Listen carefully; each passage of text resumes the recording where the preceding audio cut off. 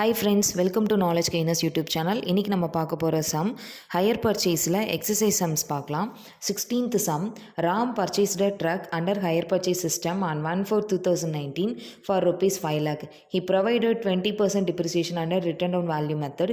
He had paid down payment and first annual installment but failed to pay second annual installment. The vendor has taken away the truck at rupees 2,81,250. Compute the loss due to repossession assuming the accounts are closed on 31st March. So இந்த சம்மில் வந்து ராம் அப்படிங்கிறவர் drug purchase பண்ணுறாரு. அந்த ட்ரக்கோட cost 5 lakh rupees. Depreciation பார்த்திங்கன்னா return on value மெத்தடில் 20% charge பண்ணுறாரு. Down பேமெண்ட்டும் first இன்ஸ்டால்மெண்ட்டும் தான் பே பண்ணியிருக்காரு, செகண்ட் இன்ஸ்டால்மெண்ட் பே பண்ணல. ஸோ அதனால் வெண்டார் வந்து அந்த ட்ரக்கை ரீப்ரொசஸ் பண்ணிக்கிறாரு, சீஸ் பண்ணிக்கிறாரு. எவ்வளோக்குன்னா 2,81,250க்கு. இப்போ வந்து அந்த ரீப்ரொசஸ் பண்ண ட்ரக்கோட லாஸ் எவ்வளோ அப்படின்னு கேட்டிருக்காங்க. ஸோ ஃபஸ்ட்டு வந்து நம்ம டிப்ரிஷியேஷன் வந்து கேல்குலேட் பண்ணணும்.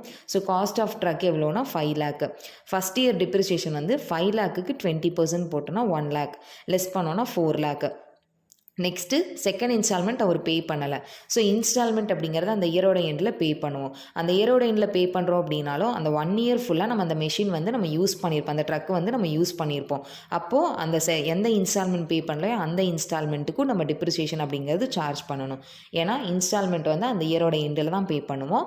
அப்போ அந்த ஃபஸ்ட் இன்ஸ்டால்மெண்ட் பே பண்ணதுக்கப்புறம் செகண்ட் இன்ஸ்டால்மெண்ட் பே பண்ணுற வரைக்கும் நம்ம 1 year அந்த மெஷின் யூஸ் பண்ணி அந்த அசட்டை யூஸ் பண்ணிட்டு தான் இருந்திருப்போம். ஸோ அதனால் அந்த இயருக்கும் நம்ம டிப்ரிசியேஷன் போடணும். So return on value method, அதனால் இந்த 4 lakhக்கு 20% டிப்ரிசியேஷன் போட்டிங்கன்னா 80,000. இப்போ லெஸ் பண்ணிங்கன்னா ரீபொசஸ்டு ட்ரக்கோட வேல்யூ என்னென்னா 3,20,000. ஸோ ஆக்சுவலாக ரீபொசஸ் பண்ண அந்த ட்ரக்கோட வேல்யூ 3,20,000. பட் ஆனால் வெண்டார் டேக் ஓவர் பண்ணப்போ அந்த ட்ரக்கோட வேல்யூ எவ்வளோனா 2,81,250. அதாவது 3,20,000 வர்த்துள்ள அந்த ட்ரக்கை அவர் வந்து 2,81,250க்கு ரீபொசஸ் பண்ணார். அப்போ பேலன்ஸ் வர 38,750 தான் நம்மளுக்கு வந்து லாஸ். ரீபொசஸ் பண்ணதில் வெண்டாருக்கு எவ்வளோ லாஸ் அப்படின்னா 38,750. Next 17th sum, Ajay purchased 4 cars costing rupees 5 lakh each on hire purchase system. The hire purchase price is payable 25% down and the balance in 3 annual installments. After having paid down payment and first installments, he could not pay second installment and seller took possession of 3 cars at an agreed value to be calculated after depreciating cars at 25% per annum on return on value method. Compute the value of 3 cars taken away by the vendor. So இதில் அஜய் அப்படிங்கிறவர் 4 car purchase பண்ணுறாரு. ஒரு காரோட value 5 lakh rupees. தென் interest பார்த்தீங்கன்னா 25% பே பண்ணுறாரு. Down பேமெண்ட்டும் 3 இன்ஸ்டால்மெண்ட்ஸ்லையும் பே பண்ணுறாரு. தென் அஜய் வந்து down பேமெண்ட்டும் first instalment மட்டும்தான் பே பண்ணியிருக்காரு, செகண்ட் இன்ஸ்டால்மெண்ட் பே பண்ணல. அதனால் செல்லர் வந்து 3 காரை வந்து ரீப்ரொசஸ் பண்ணிக்கிறாரு. 4 காரில் 3 கார் ரீப்ரொசஸ் பண்ணிக்கிறாரு. ஒரு கார் வந்து அஜய் கிட்ட தான் இருக்குது. ஸோ ரீப்ரொசஸ் பண்ண காருக்கு எவ்வளோ வந்து டிப்ரிசியேஷன் சார்ஜ் பண்ணுறாருன்னா 25% ரிட்டர்ன் ஆன் வேல்யூ மெத்தடில்.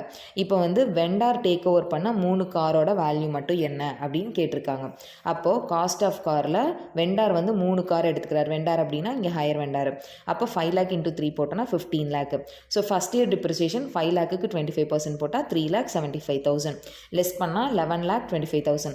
அடுத்தது செகண்ட் இயர் டிப்ரிசியேஷன். இங்கே வந்து ஃபஸ்ட் இன்ஸ்டால்மெண்ட் பே பண்ணுறார், செகண்ட் இன்ஸ்டால்மெண்ட் பே பண்ணல. செகண்ட் இன்ஸ்டால்மெண்ட் பே பண்ணலனாலும் அந்த 1 year ஃபுல்லாக அந்த காரை வந்து ஹையர் யூஸ் பண்ணியிருப்பார். அதனால் செகண்ட் இயருக்கும் டிப்ரிசியேஷன் போடணும். 11,25,000க்கு 25% போட்டோன்னா 2,81,250. இப்போ லெஸ் பண்ணால் ரீபர்சஸ் பண்ண 3 காரோட வேல்யூ எவ்வளோனா 8,43,750.